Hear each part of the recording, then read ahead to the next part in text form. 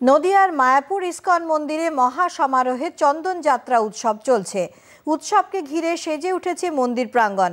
রাধা মাধব বিগ্রহকে চন্দন লেপন করে নৌকা বিহারের জন্য ইস্কনের চন্দ্রোদয় মন্দির থেকে নাম সংকীর্তন সহ শোভাযাত্রা সহকারে মন্দিরের পুকুরে নিয়ে যাওয়া হয়।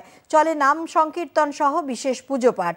প্রতিবারের মতো এবারেও এই উৎসবে দেশ বিদেশের হাজার হাজার পুণ্যার্থী যোগ দিয়েছেন। চন্দন যাত্রা উৎসবের জন্য বছরভর অপেক্ষা করে থাকেন পুণ্যার্থীরা।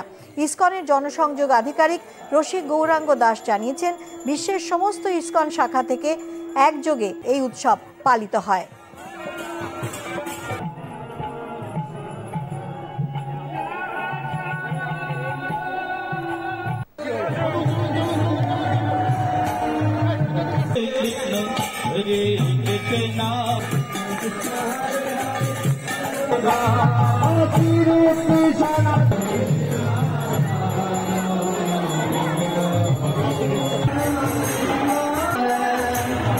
শ্রীধাম মায়াপুর ছাড়াও বিশ্বব্যাপী সমস্ত শাখা কেন্দ্রে চন্দন যাত্রা মহা মহোৎসব চলছে।